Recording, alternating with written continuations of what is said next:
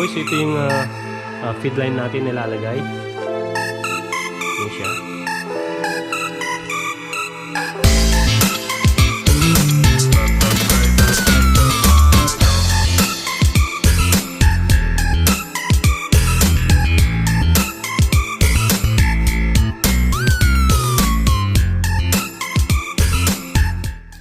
Alright mga boys, so nandito na yung ating RBC manifold.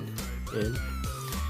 So already got the pure rail installed, pati itong mga injectors nya nakabit na rin.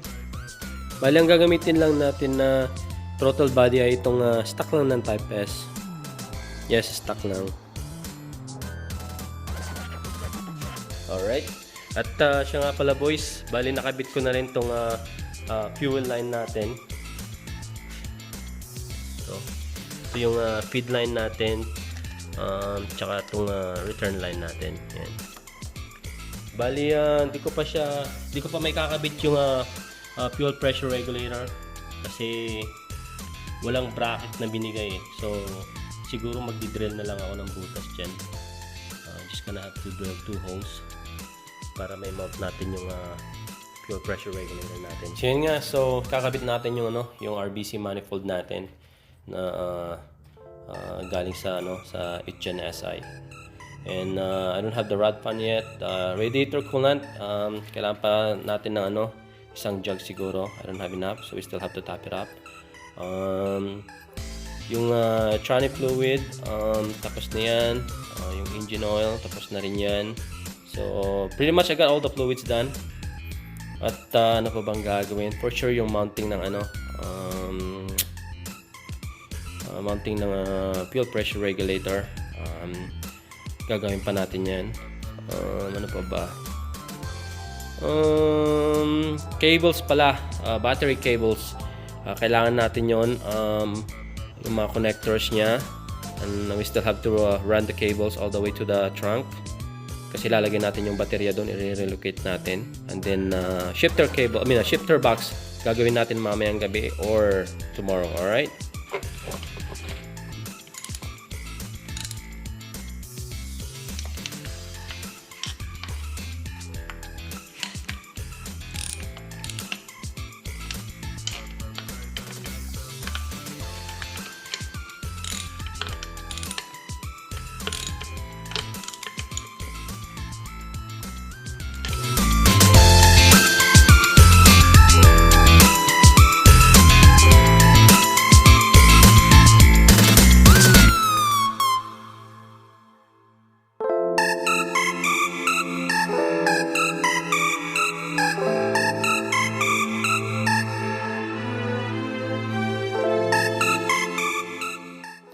Alright, so we got the manifold installed. Yan. At kakabit na rin natin yung mga harness ng injectors niya. Alright.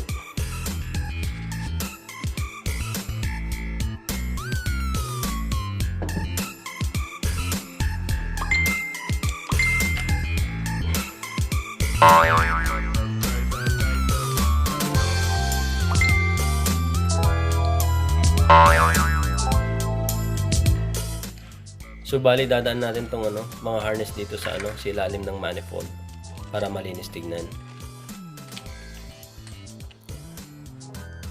Sino ba tong message dito? Paring Ray. Nako. Gumawa ka muna ng cake. Yan ka na naman eh. Gumawa ka muna ng cake. Bali ito yung tropa natin na tigasin. Replyan lang natin sa bread. Tigasain to eh. Tigalaba. Ayan. Alright.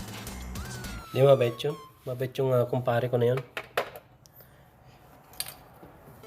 Bali, gusto daw atang pumunta dito sa bahay mami ang gabi, so yan. Patulog na lang tayo sa shifter box natin.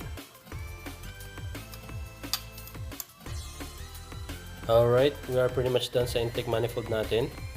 At bali kakabit ko na rin yung yung fuel pressure regulator niya mamaya kasi I wanna try to start it. Tapos yung rod fan natin, siguro lalagay ko lang muna yung stock. Yan. At yun nga, mamayang gabi lalagyan natin yung shifter box. Patulong tayo sa kaibigan natin. Alright, so here's the shifter box na gagamitin natin. Yan. And in order to install this one, we're gonna need the base plate. So bali dito natin i-mount. Yan, dito. Bali ito yung base plate. Yan. I-mount natin. Tapos yung shifter box on top. Alright. At siguro papatulong tayo sa kaibigan natin kahit hawakan lang niya dito sa sa taas at paigpitan natin doon sa sa ilalim yung mga yung mga nuts na kailangan paigpitan. Alright. Medyo malapit nang matapos. Matapos din yan. Siguro pwede nating pandarin mamayang gabi. At itong mga fuel line natin pala, yan. Maigpit na rin yan. Tapos na yan. At saka trinay ko itong try this radiator fan na stock lang from type S. Yan. So pwede naman, kasya naman. Hindi naman tumatama yung housing ng ng thermostat natin. So yan. And it looks good. Simple lang siya. So yun nga, we're pretty much done on everything here. And good thing na nilagay na natin tong intake manifold. Yan. So I think we're gonna try to start it probably tonight. Kung may tatapos natin yung shifter box. Battery cables. Ito yung battery cables natin. Plan on this one, I'm gonna run it in the back, but for now I'm thinking just to put it right here for now, the battery. So yan. At yun nga, pansamantala kahit dito lang muna sa sa likuran ng upuan. At medyo madumi siya, ang dumi. I-zip tie ko pa yung mga cables na yan. Tapos babalik ko yung mga plastic niyan pagkatapos yung shifter box natin. And hopefully we'll get everything done today para matry natin i-start tong car. Alright, so kalilinis lang natin dito sa garage mo, boys. At kanina tinitignan ko tong K24 natin. Ito. So bali ito yung talagang gusto kong ilagay ng makina dito sa sa hatchback natin. Yan. Pero ito yung paprojectin natin this winter.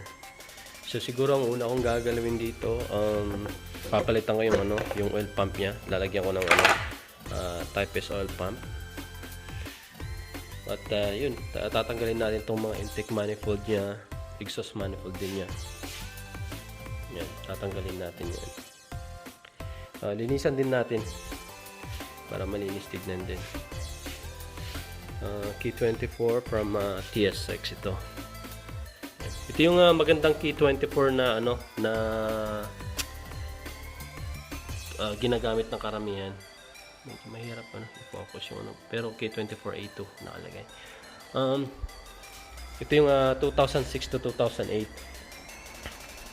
Yan. Mag-focus yan. So siguro pag may time tayo, start ko na ring linisan ito, tanggalin itong mga accessories niya.